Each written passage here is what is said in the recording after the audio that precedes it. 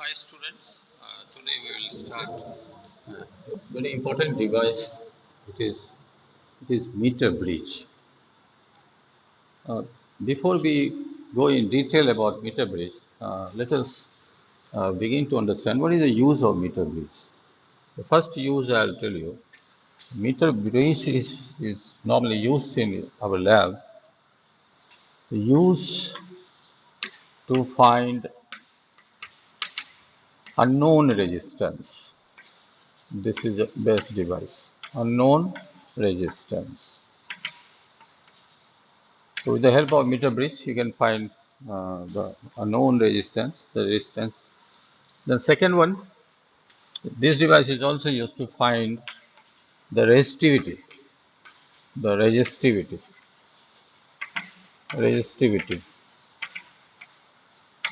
Okay.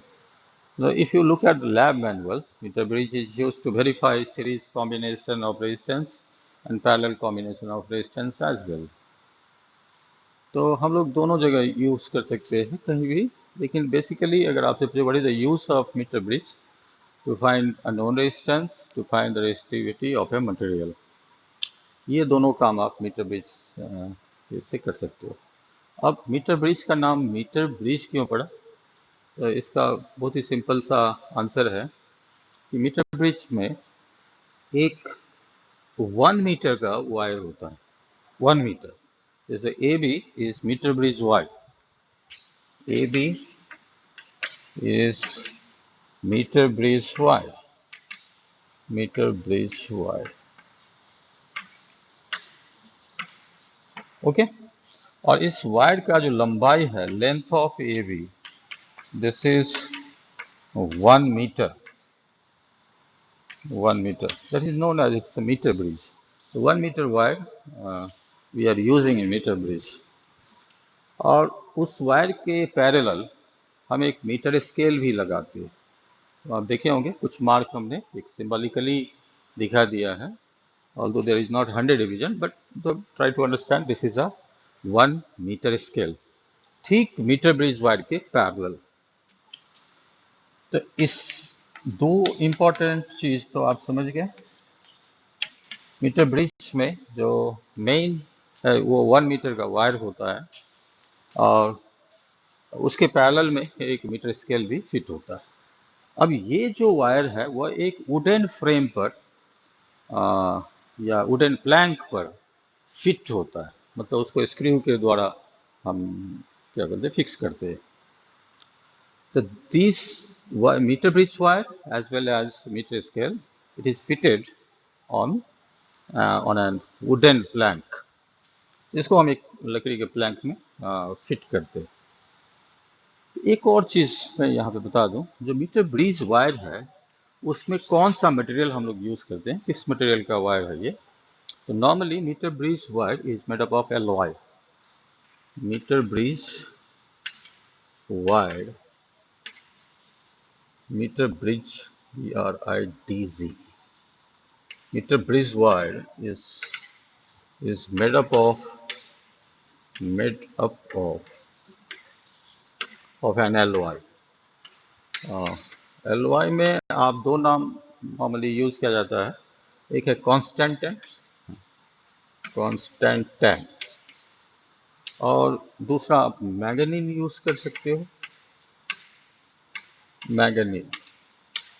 तो कभी कभी क्वेश्चन ये पूछा जाता है कि why we are using LOI in metre bridge wire. तो एलओआई को हम क्यों यूज करते हैं, कॉन्स्टेंटेंट को क्यों यूज करते हैं, मैग्नीन को क्यों यूज करते हैं? तो उसका भी एक सिंपल सा आंसर ये है कि जो टेम्परेचर कोएफिशिएंट ऑफ रेजिस्टेंस जो है वह पॉजिटिव होता है और बहुत कम होता है, दोनों बात। तो आप लिखें why it is used, why L Y is used, तो आपने उसका क्या लिखना कि temperature coefficient of resistance is positive and it is very small, very small. Positive temperature coefficient होने का मतलब ये हुआ कि टेम्परेचर बढ़ाने से रेजिस्टेंस बढ़ेगा। तो पॉजिटिव टेम्परेचर कोएफिशिएंट से अल्फा का वैल्यू प्लस होता है तो इसका रेजिस्टेंस टेम्परेचर के बढ़ने से बढ़ेगा, और बहुत कम होता है। इसका मतलब है कि टेम्परेचर अगर बढ़ेगा भी, चूँकि हम इसमें इलेक्ट्रिक करंट पास कराएंगे तो normally it will be heated and this heat causes the rise in resistance. तो फिर आपके जो बैलेंसिंग कंडीशन है वो आपको गड़बड़ हो जाएगा। तो हम लोग एलवाई यूज करते हैं तो उससे फायदा क्या होता है कि even though there is some marginal increase in temperature but the resistance of metre bridge wire is negligibly increase, बहुत कम इंक्रीज होगा। इसीलिए हम लोग इसको कांस्टेंट टाइम को यूज करते हैं। तो सिंपल दो रीजन आप बोलना कि उसका जो टेम्परेचर कोएफिशिएंट है बहुत कम होता है, यही मेन रीजन है। पॉजिटिव टेम्परेचर कोएफिशिएंट लेने का मतलब हुआ टेम्परेचर बढ़ने से रेजिस्टेंस भी बढ़ता है। ओके, अब ये तो इसकी बेसिक्स हुई। अब हम इसके कंस्ट्रक्शन के बारे में ही बात कर रहे थे, फिर आगे बढ़ते हैं इसके कंस्ट्रक्शन के बारे में। तो इसमें आप ध्यान दो कि ये मीटर ब्रिज वायर है, उसके पैरेलल में मीटर स्केल है, और ये जो है ये कॉपर स्ट्रिप होता है। कौन सा स्ट्रिप? कॉपर या मेटालिक स्ट्रिप आप बोल सकते हो, मेटालिक स्ट्रिप। ठीक है, तो ये मेटालिक स्ट्रिप है, ये मेटालिक स्ट्रिप है, ये मेटालिक स्ट्रिप है। तीन मेटालिक स्ट्रिप आपको दिखेगा यहाँ पे, ये। अब मेटालिक स्ट्रिप नेचुरली ये कनेक्टर का काम करता है। तो ये भी क्वेश्चन पूछता है कि मेटालिक स्ट्रिप हम क्यों यूज करते हैं। तो metallic strip is a thick, it is a thick, so its resistance is very less, resistance is very less, इसलिए थिक मेटालिक स्ट्रिप यूज करते हैं। थिक लिख ही दो, thick metallic strip. Normally copper strip लोग बोला जाता है, लेकिन अब लैब में हम अभी दिखाएंगे कि कॉपर स्ट्रिप नहीं होता है। कॉपर थोड़ा कॉस्टली होता है, इसलिए थोड़ा कॉस्ट को कम करने के लिए नॉर्मल स्टील का मेटालिक स्ट्रिप लगा देता है। ठीक है, बट कंस्ट्रक्शन में आप लिख सकते हो thick copper strip is used. तो कॉपर स्ट्रिप हुआ, थिक क्यों हुआ?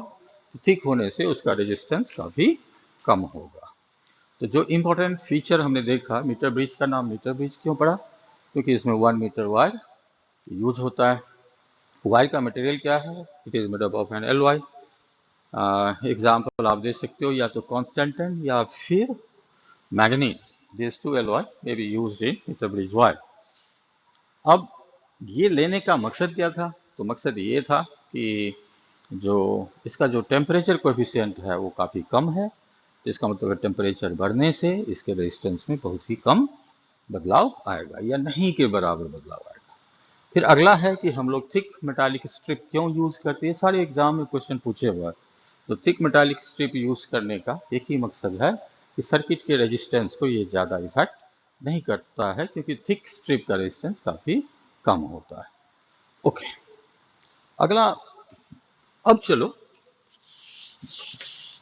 इसकी, ये तो हुआ सिंपल सा construction. And this entire setup is fitted on on A wooden plank. ये सारे जो सेटअप है वो कहाँ पे फिट होता है? एक वुडन प्लैंक पर फिट किया जाता है। वो एकदम ध्यान में रखना दिस। अब देखो इसकी लैब में जो है एक मीटर ब्रिज, इसकी आप देख लें बढ़िया से। सबसे पहले ये है हमारा मीटर ब्रिज, और मीटर ब्रिज में ये आप जो देख रहे हैं पतला, ये हो सकता है आपको वीडियो में नहीं दिख रहा हो, गौर से देखना इसको। तो ये आवाज तो आ रही होगी, एक पतला सा तार है जो मीटर स्केल पर ही इसको रखा गया है। ठीक है, और ये जो आप देख रहे हो ये आपके मेटालिक स्ट्रिप है, ये मेटालिक स्ट्रिप है, ये मेटालिक स्ट्रिप है, ये मेटालिक स्ट्रिप है, लाइक दिस। और ये आपका वुडन फ्रेम है जिस पर हमने इसको सेट कर दिया। And then we have had so many connecting screws. ये आप देखें, टोटल कनेक्टिंग स्क्रूज हम आपको डॉट कर दिए, कितना है? 1 2 3 4 5 6 7 8 9। कुल मिला के 3 3 6 3 9 9 मेटालिक स्क्रू, 2 2 4 2 6 7 2 9 पूरे करके। अब देख लें, इसको आप पॉज करके आप देख सकते हो। This is your meter bridge that is used in a lab. Okay, in any lab you can, if your school will open, you will do experiment also with the help of meter bridge. Now you come here. अब इसके working की बात करते हैं। About working, I told you that this is used for finding the unknown resistance. अब जिसका, जैसे ये हमारा एक अननोन रेजिस्टेंस है S, उसको आप राइट साइड में यूज लगाएंगे, कनेक्ट करेंगे। आप पूछ सकते हैं सर लेफ्ट साइड में लगाने से क्या प्रॉब्लम? कोई प्रॉब्लम नहीं होगा, you will get that, but normally we are using unknown resistance in right side, ठीक है। और यहाँ पे एक आपको रेजिस्टेंस बॉक्स होता है, इसको हम RB बोलते हैं, रेजिस्टेंस बॉक्स। तो resistance box is a known resistance, ये आपको रेजिस्टेंस पहले से ही पता रहता है।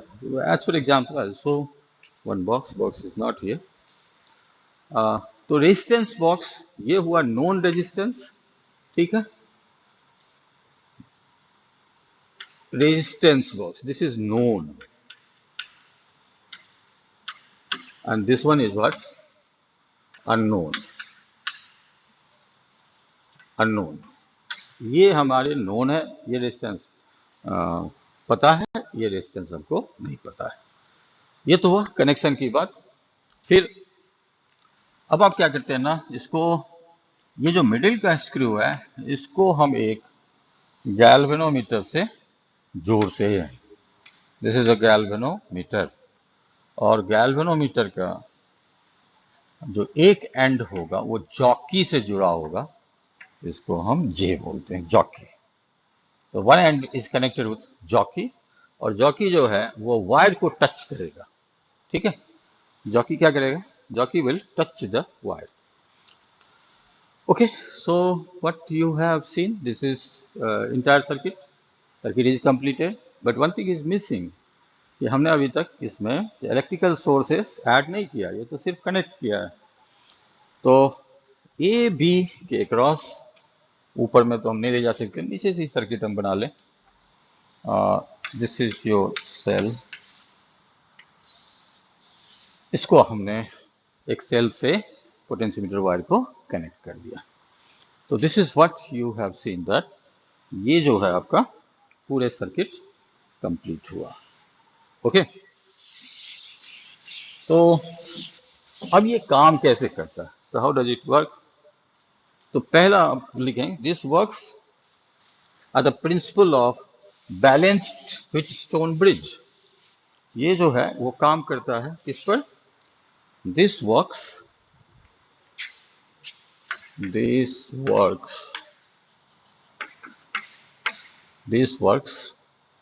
at the principle of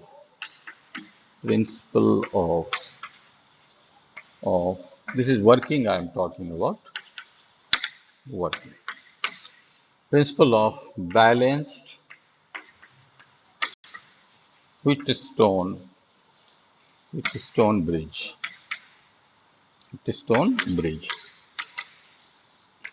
okay.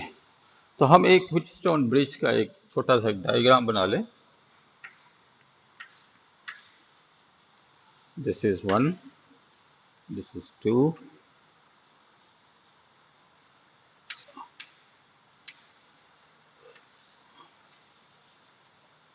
one resistance is being connected here, this one, और इसमें हमारे एक और रेजिस्टेंस होता है गैल्वेनोमीटर के रूप में, this one. Okay, so what you have seen here, तो आपको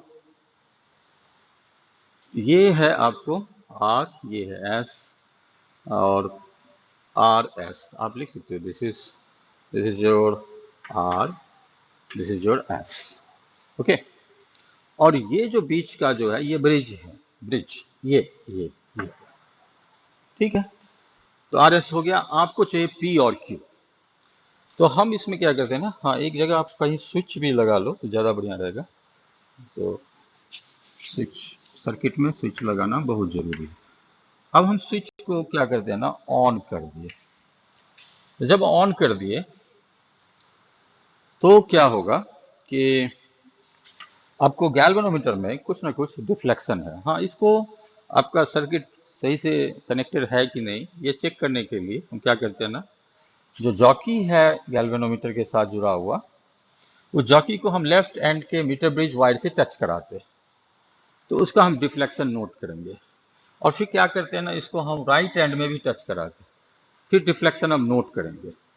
अगर डिफ्लेक्शन अपोजिट आया, कहने का मतलब है कि ए पॉइंट के पास अगर हम टच कराते हैं तो जिस साइड डिफ्लेक्शन होता है, चाहे लेफ्ट होगा या राइट होगा, मान लो लेफ्ट आया, और बी पॉइंट के पास जो है इसको उठाकर, ये स्लाइडर होता है, इसको आप कहीं से कहीं आप ये कर सकते हो, तो इसको अगर हम इस पॉइंट पर लाएंगे तो वहां पे डिफ्लेक्शन राइट होना चाहिए। अगर राइट नहीं हो रहा है, दोनों साइड में लेफ्ट वन साइड डिफ्लेक्शन आ रहा है, इसका मतलब है सर्किट आपका गड़बड़ है। तो बैलेंस पॉइंट क्या होगा, जैसे मान लो इस साइड लेफ्ट आ रहा है, उस साइड राइट आ रहा है, तो बीच में कोई ऐसा पॉइंट होगा जहां ना लेफ्ट आएगा ना राइट आएगा, that means you get balance point.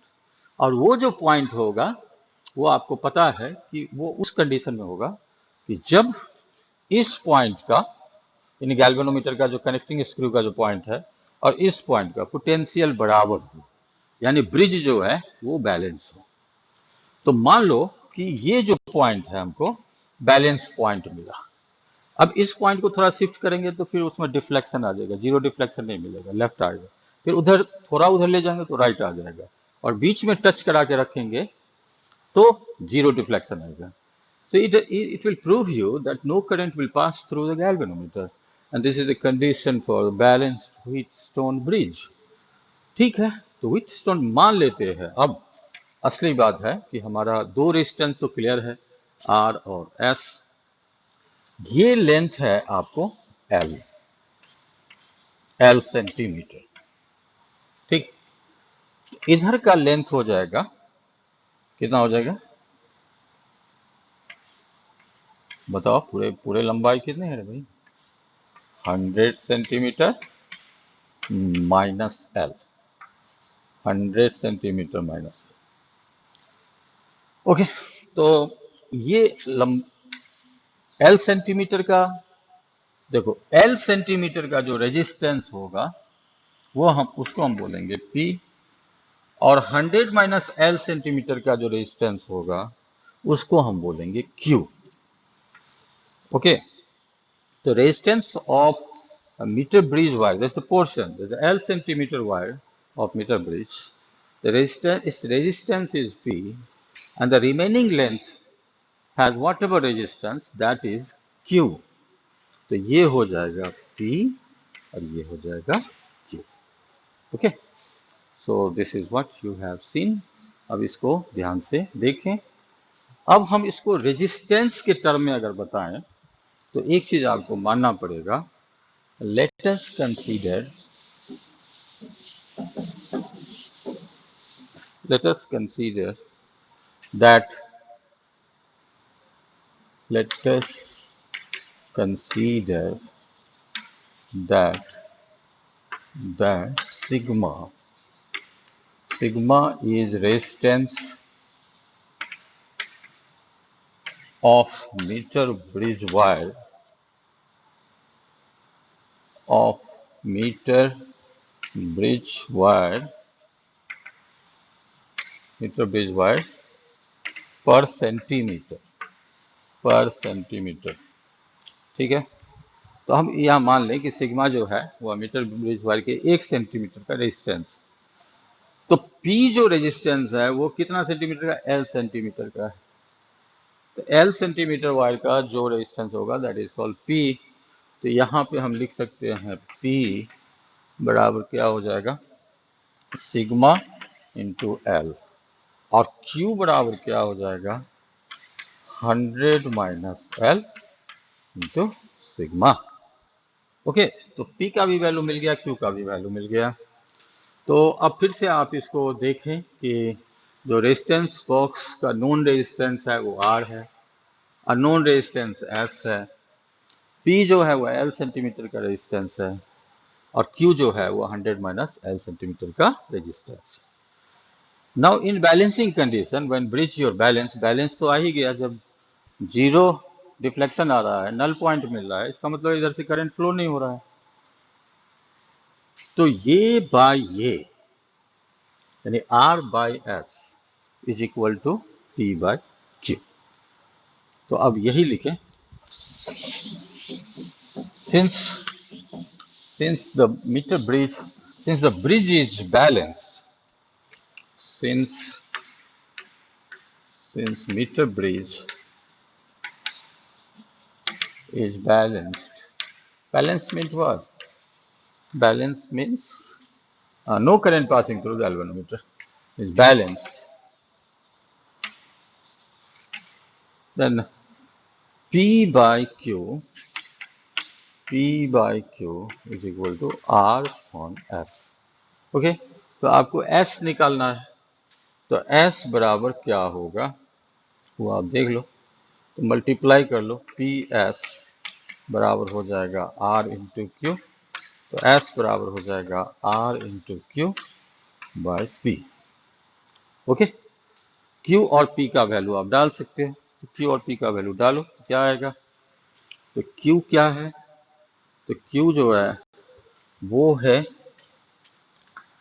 R into Q की जगह हम क्या लिखेंगे, Q is the resistance of 100 minus L, 100 minus L into sigma divided by P का रेजिस्टेंस जो है वह L इंटू सिग्मा, तो सिग्मा तो आपके कैंसिल हो गए।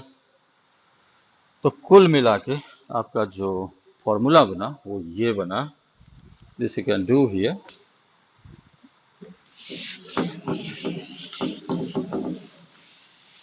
कितना फॉर्मूला क्या बना आपका, तो unknown resistance S is equal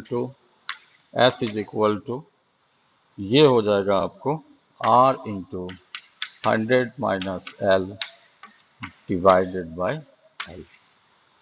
okay, तो अगर L पता है और R तो नॉन रेजिस्टेंस है, तो आप ये रेजिस्टेंस बहुत आसानी से पता कर सकते हो। So this is what about metre bridge. अगर मान लो अननोन इस साइड लेते, नोन को इधर रखते, तो आपका फॉर्मूला में ये आता, ये आपके ऊपर नीचे हो जाता, ठीक है, L ऊपर होता, 100 माइनस L नीचे होता, तो there no problem at all. Resistance of this by this is equal to L divided by 100 minus L, यही फॉर्मूला है। R by S is equal to L divided by 100 minus L, this is the formula actually. क्या formula बना, वो final तो हो ही गया, फिर से हम एक ये करते हैं, R by S is equal to L by 100 minus L. I don't know who is, if R is given, S you can calculate, if S is given, R you can calculate. So this is your general formula for the bridge. Now you come here, एक सवाल देखते हैं, वो करने का बहुत simple सा सवाल है, आप सभी कर सकते हो आसानी से।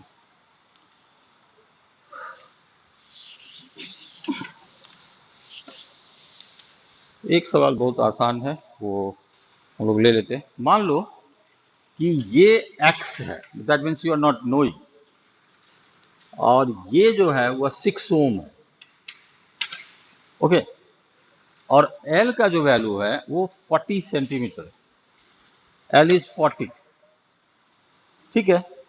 तो पूछता है x का वैल्यू क्या होगा, सवाल में क्या दिया हुआ है, your given x R is equal to x, S is equal to 6 ohm and L is equal to 40 centimetre. ये आपके CBSE बोर्ड में बहुत सिंपल सवाल है, बहुत आसानी से।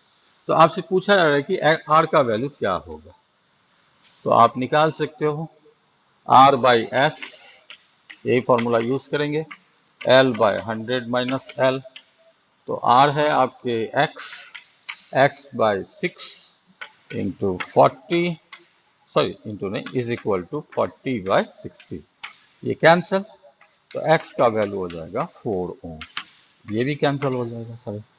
ठीक है, ये बहुत सिंपल सा सवाल है। इसी तरह से टेक्स्ट बुक में भी एक सवाल दिया हुआ है, तो आप इसकी प्रैक्टिस करें। इफ यू आर गेटिंग, बहुत ये नहीं है, थोड़ा कैलकुलेशन ज़्यादा है, तो कैलकुलेशन ज़्यादा है तो इससे घबराना नहीं है, यू डू कैलकुलेशन देयर और फिर आपको सोल्यूशन मिल ही जाएगा।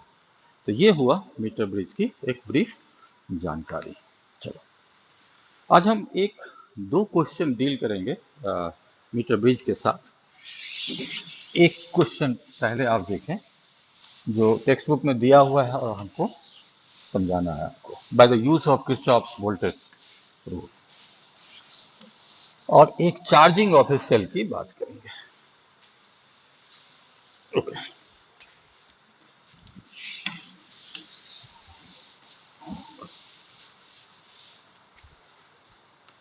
सपोज करो कि हमारे पास एक 12 रजिस्टर्स है और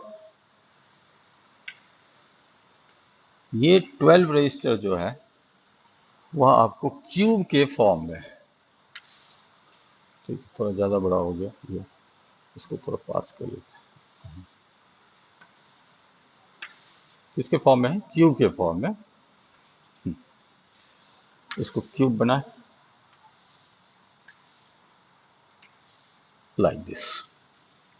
ओके, तो नाम दे दे ए बी सी डी, जैसे ई एफ जी एच। इसके जितने भी आर्म हैं उसका रेजिस्टेंस है। Okay, so let us begin here. हमारे पास ये हेक्सागोनल रेजिस्टर है, हेक्सागोनल नहीं है, क्यूबिकल शेप में है, और इसमें आप साइड गिने तो नंबर ऑफ साइड्स कितने हैं? Number of sides, you know, 12, and each side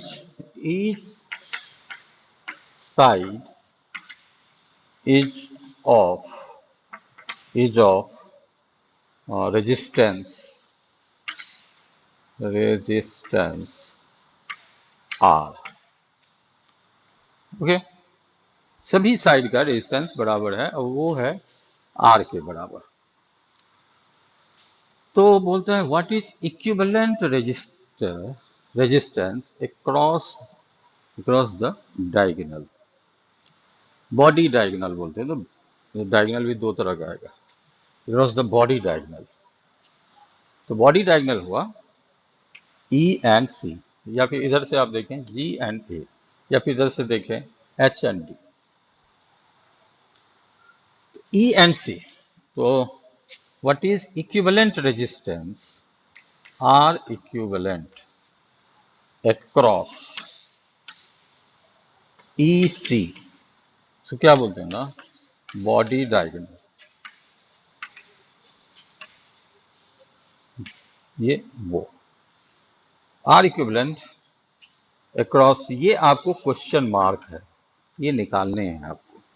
ठीक है, तो ये टेक्स्ट बुक में दिया हुआ है, तो इसको हम लोग डील ही करें कि इसको हम सॉल्व कैसे करते हैं by the use of Kirchhoff's voltage rule. Now you look at here. अब इसको हम करते क्या ना, एक सर्किट कंप्लीट करते हैं, then you will understand well. Suppose करो कि इसको हम सर्किट से एक जोड़ दिए, ये है सेल और ये इसके ईएमएफ है ई और करंट है आई। ठीक है, तो एक सिंपल सवाल पूछते हैं, मान लो ये सारे की रेजिस्टेंस जो है वह आर है, आर इक्विवेलेंट। तो आई बराबर क्या होगा? What is I? ये टोटल, ये जो ईसी के क्रॉस रेजिस्टेंस है वो आर है, तो आई बराबर हो जाएगा ई अपॉन आर इक्विवेलेंट, या ई इज इक्वल टू लिख सकते हैं I into R equivalent. This is your equation 1। ठीक है, अब हम क्या करेंगे, ये आप ध्यान में रखना कि मान लीजिए टोटल रेजिस्टेंस आर है, तो टोटल रेजिस्टेंस निकालने का प्रैक्टिकल तरीका बहुत आसान है, मैथमेटिकली तो थोड़ा आपको ये करना होगा।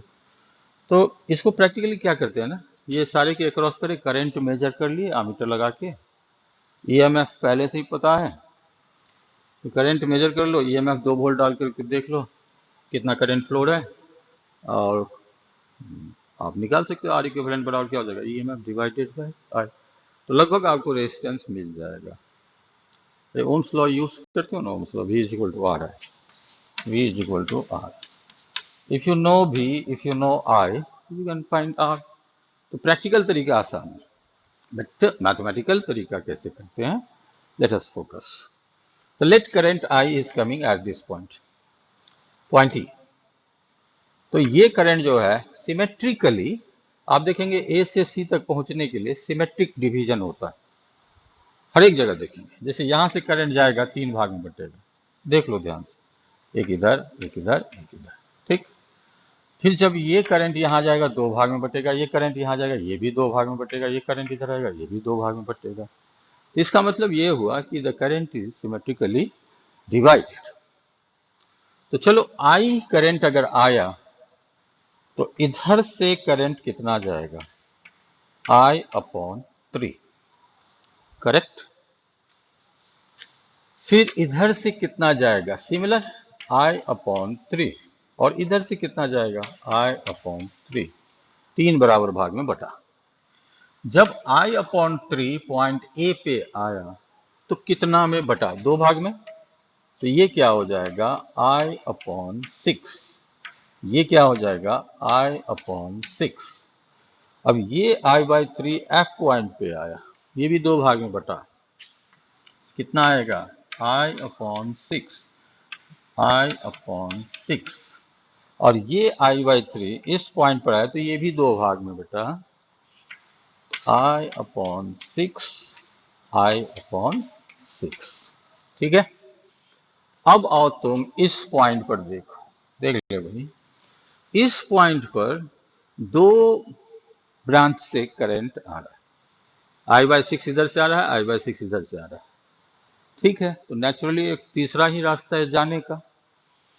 तो I/6 मिल गया, क्या बना, I/3। अब इस पॉइंट पर आओ, इस पॉइंट पर देख लो, इस पॉइंट पर ये I/6 आ रहा है, ये I/6 आ रहा है इधर से, इधर से। तो इस पॉइंट पर मिल जाएगा, कितना बनेगा, दिस इज I/3। अब इस पॉइंट पर आ जाओ, देख लो, इधर से आ रहा है I/6, इधर से आ रहा है I/6, तो टोटल करंट कितना होगा, I/3, करेक्ट। और ये तीनों इस पॉइंट पर मिल गया, तो टोटल करंट कितना हो जाएगा, I। So this is the symmetric distribution of current that takes place, ठीक है। अक्रॉस फेस डायगोनल हो, मान लो यहाँ से हो, फिर तो उसमें सिमेट्रिक नहीं होगा। फिर यहाँ से यहाँ तक हो तो सिमेट्रिक बराबर, मान लो अक्रॉस इसके निकाले, ठीक है। तो बॉडी डायगोनल, फेस डायगोनल और एजेज, ये 3 तरह का सवाल होता है इस तरह। तो जो हमारे बुक में दिया हुआ है सिर्फ यही दिया हुआ है, तो हम लोग इसी की बात करें। तो हम लोग देखें ना, करंट आ गया, इट इज बीइंग डिवाइडेड। अब देखो ये हम अपना एक इक्वेशन 1 मान के चलेंगे, ठीक है। अब हम एक क्लोज लूप लेते हैं, केवीएल लगाए, Kirchhoff's voltage law, KVL, Kirchhoff's voltage law. अब देखो लूप कहां से लेते हैं, ध्यान से देखना, क्लोज लूप है मेरा, E H G C EMF E and then E। अब समझ गए ना, ऐसे ऐसे ऐसे ऐसे, this is your close loop. Let at point E the potential is VE, correct. अब E से H गए तो ये है प्लस, ये है माइनस, E से H, ठीक है। तो आप हमको ये बताओ कि हाई, ये आप पोटेंशियल इधर जाओगे, घटा कि बढ़ा। तो आपको पता है ना, पोटेंशियल करंट जो है वो हाई पोटेंशियल से लो पोटेंशियल, तो पोटेंशियल घटा। तो घटा के लिए हम क्या करेंगे, माइनस, कितना पोटेंशियल घटा, तो I/3 इंटू आर, क्योंकि इस आर्म का रेजिस्टेंस, इस साइड का या इस आर्म का रेजिस्टेंस आर है, सब आर्म का रेजिस्टेंस आर ही है। फिर H से G गए तो पोटेंशियल फिर घटा, क्योंकि ये current is flowing toward decrease of potential. तो कितना घटा, तो आप लिख सकते हो घटा मतलब माइनस, कितना घटा, तो करंट इनटू रेजिस्टेंस। फिर G से C गए, फिर पोटेंशियल घटा, घटा मतलब माइनस, कितना बोला, I/3 इंटू आर। फिर C से यहां तक आए, बैटरी के नेगेटिव टर्मिनल तक, कुछ नहीं हुआ। क्यों? क्योंकि ये कनेक्टिंग वायर है, कनेक्टिंग वायर का रेजिस्टेंस नहीं होता है, नहीं होता नहीं मतलब बहुत कम होता है, लगभग जीरो होता है, इसलिए कोई पोटेंशियल में चेंज नहीं आया। अब यहां माइनस से प्लस की ओर गए तो सेल ने पोटेंशियल को बढ़ा दिया, क्योंकि माइनस से प्लस की ओर जा रहे हो, तो प्लस ई। अब आ गया ये इस पार का पोटेंशियल, तो इस पार का पोटेंशियल जो यहाँ है वही यहाँ होगा। क्यों? क्योंकि इस वायर में कोई रेजिस्टेंस नहीं है, तो हम लिखेंगे this is equal to VE, potential at point E। तो VE कैंसल हो गया, कैंसल हो गया। तो बचा क्या, तो बचा आपको, देख लो भाई, ये सबको आप इकट्ठा कर लो। E is equal to I/3 into R plus I/6 into R plus I/3 into R. तो कुल मिला के कितना हो गया, 6 3 का ये हो जाएगा तीनों 2 2 5, 5/6 इंटू I इंटू आर। ठीक है, 5/6 इंटू, तो EMF बराबर हो गया 5/6 इंटू I इंटू आर।